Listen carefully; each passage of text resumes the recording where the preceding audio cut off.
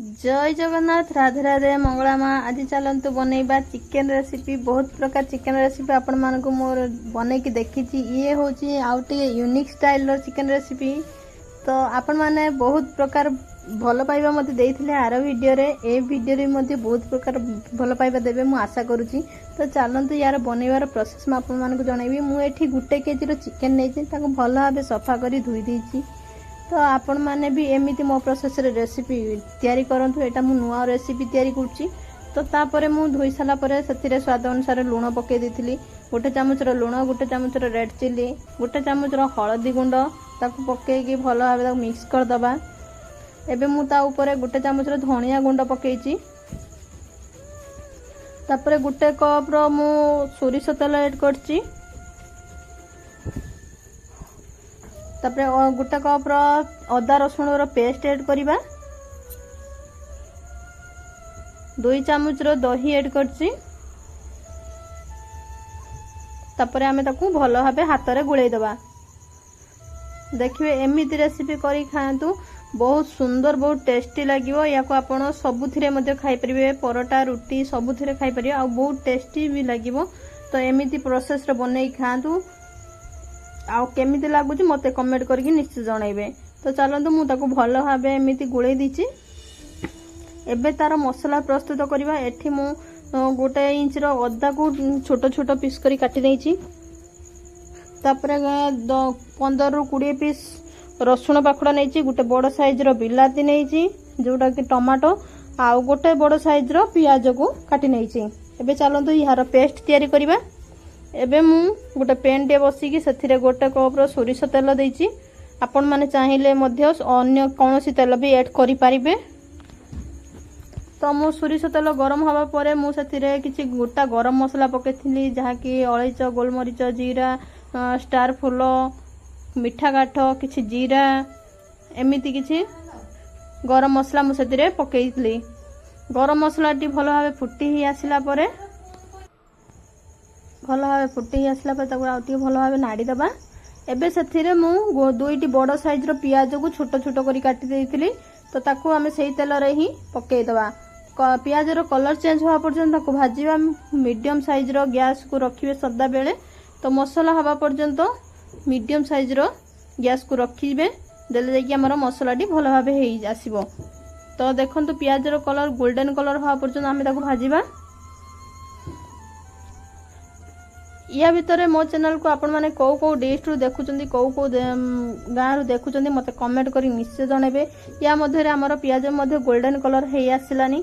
एबे आमे रखितवा चिकेन को सेथिरे ऐड करिबा।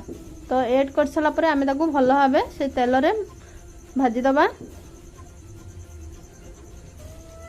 हल्का हल्का करी ताको आमे भाजीबा।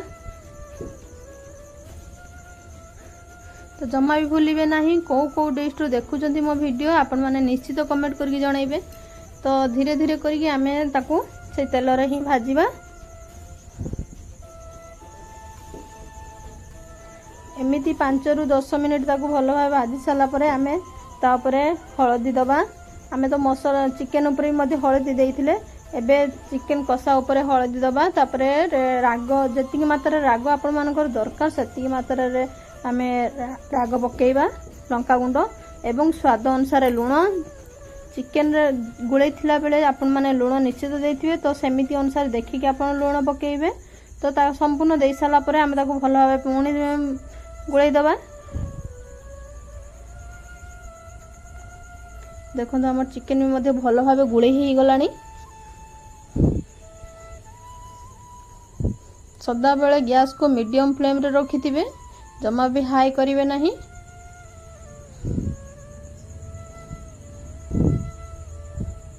तो सोरिष तेल रे कले चिकेन रो आमिष तरकारी टेस्ट लागि थाए। रिफाइन तेल रे कले सेते टेस्ट आसी न थाए। तो जत्ते बेले भी आमिष तरकारी करचंती सदा बेले सोरिष तेल ही व्यवहार करंतु। तो ताको आमे 5 रु 10 मिनिट पई घोड़े दबा। घोड़े साला पर देखंतु चिकेन देहरु मध्ये पानी छाडी गलानी। तो चिकेन मध्ये सिजिया पई लागिलानी, से मसला रे ही सिजुची।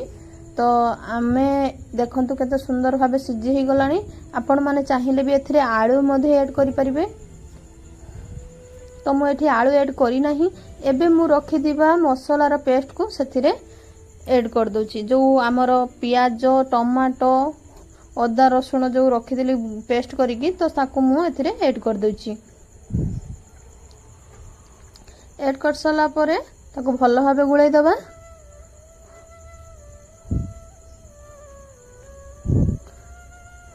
गोळेला भितरे आमे ताकू 4 रु 5 थर एमिति घोड़ेई न देले सी सिजिबो नाही कि तरकार टेस्ट आसीबो नाही।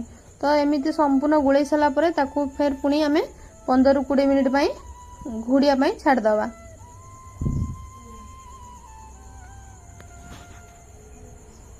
देखंतु चिकन रो ग्रेवी केते सुंदर भाबे ही आसलानी।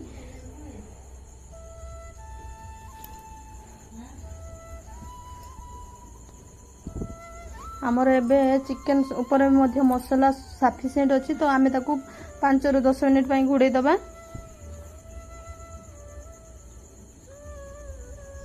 मसला रु तेल मध्य अलग ही आसलानी।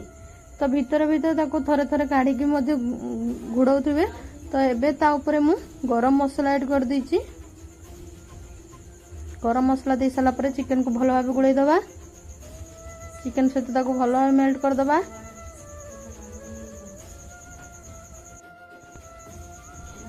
चिकन रो ग्रेवी टी आपण माने देखि पारुथिबे।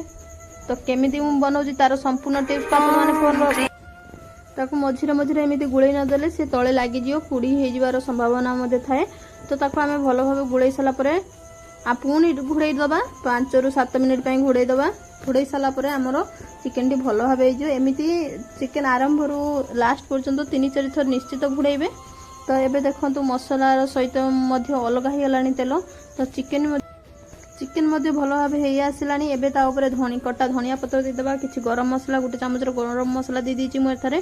तो गरम मसला देले चिकन टी भलो टेस्ट आस्ता है। आपण मान चाइले चिकन मसला मध्य दे परियो। मु कसा बेले चिकन मसला देइथिली। तो एबे मु गरम मसला देई ताकू भलो भाबे गुळाई देछि। गरम मसला देई साला परे भी ताकू आमे 2 रु 3 मिनिट पई छाड़ दबा घुड़ाईबा पई। घुड़ाई की छाड़ दबा।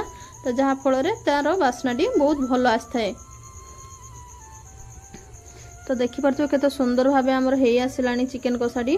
तो आपण माने जदी ग्रेवी रखिया पई चाहंती ताने आपण माने पानी सेतिरे ऐड करि परिबे। तो एबे हम ताकू 2 रु 3 मिनिट पई घुड़ाईबा पई छाड़ दबा।